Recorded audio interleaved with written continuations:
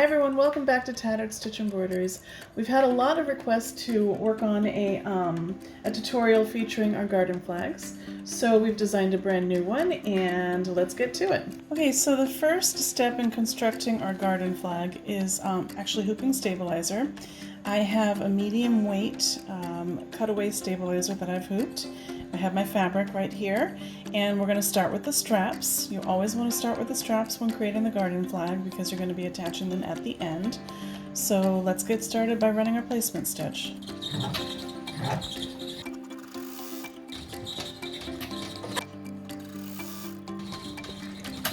My placement stitching is complete, so I have measured the size for the 6 by 10 inch pattern that we're working on. So my strap placement stitching is actually about 5 by 5 inches long and wide. So I've cut 2 panels of fabric and I have placed them good sides together. I'm going to tape them down and then we're just going to run our tack down.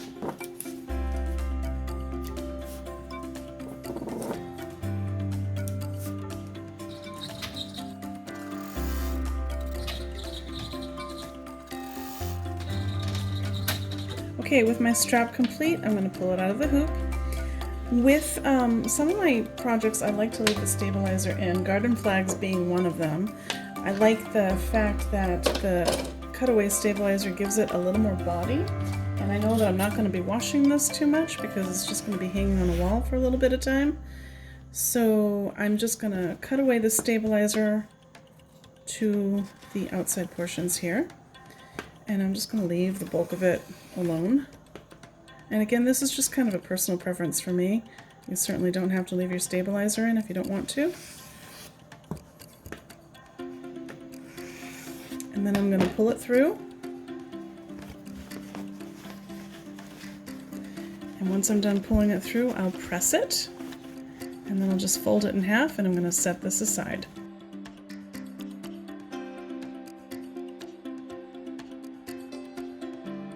Next, we're going to start on the main panel of our garden flag, and we're going to start by running our placement stitching.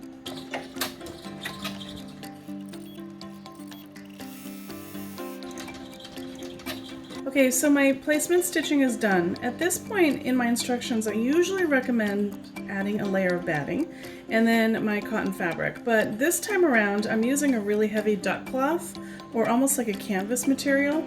So I'm omitting the batting for this time around and I'm just gonna place my fabric. I have spray mounted the back of it with a spray adhesive and then I've just taped it down a little bit. I also want to make mention that when you're embroidering these garden flags, you want to make sure that your stabilizer is absolutely drum tight and that you're getting your fabric adhered down as tight as you can as well. That's why I like to use a spray adhesive because we want to keep things from shifting.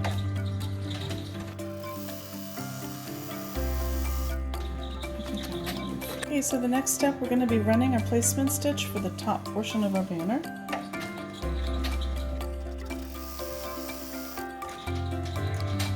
With my tack down stitch complete, I've placed my fabric over that area and now I'm going to run my tack down.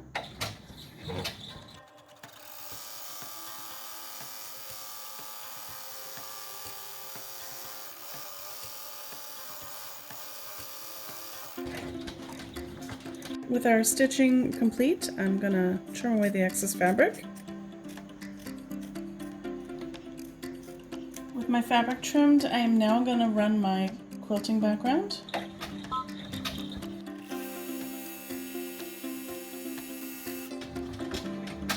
With our quilt stitching complete, we're going to run our decorative top stitching for this applique portion. It's done in 2 steps. There's going to be one color and then it'll stop and we'll do another color for the bottom part.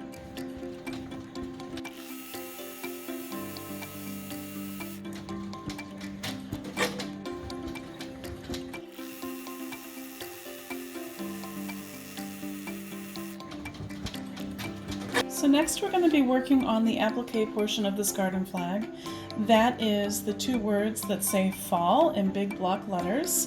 We're going to start by running our placement stitch, then we're going to run our tack down stitch after we lay our fabric down, and then we'll trim away the fabric, and then after that we will run our final satin stitching for the words fall.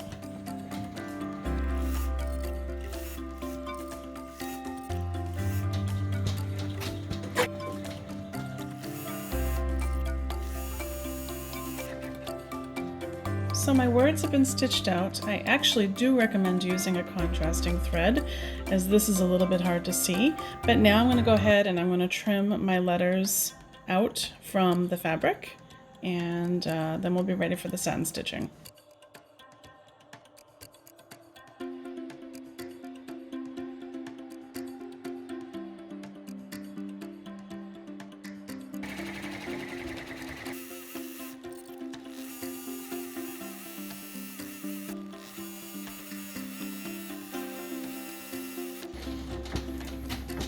So with our applique portion complete, we are now moving on to the rest of the pattern. We'll be embroidering the word harvest, s'mores, pumpkin, and then our illustrations.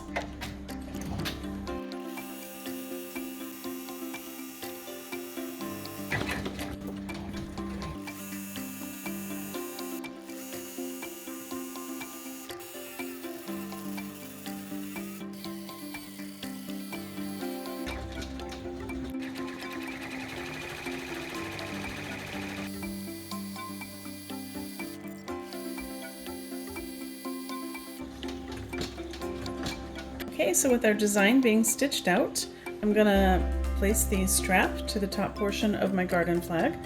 I went ahead and I trimmed away this top area so that I could kind of see my little guides over here. There's one here and there's one here, and that's gonna help me to align my garden flag strap. So I'm just gonna place it in between the two guide marks. I'm gonna tape it down. And we're going to run a tack down stitch. Okay, so we have our strap stitched down. I've taken 2 panels of fabric and I have made them just a little bit longer than the length of my pattern and the width, and I have doubled over the fabric, as you can see. I'm going to take my fabric, both panels that have been folded over, and I'm going to place them with the folds facing the center. I want a little bit of overlap at the bottom and on the sides. And then I'm going to do the same thing with the top. My fold is facing the center of my pattern. I have a little bit of overlap here at the top and on the sides. I'm going to tape everything down, and then I'm going to run my final tack down stitch.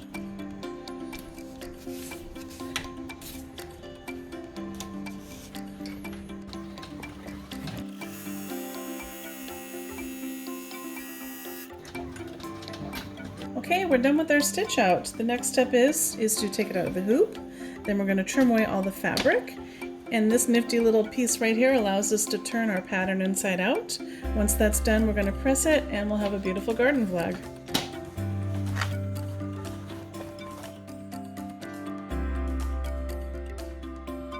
So that concludes today's tutorial. Thank you so much for stopping by. We hope that you've enjoyed the video.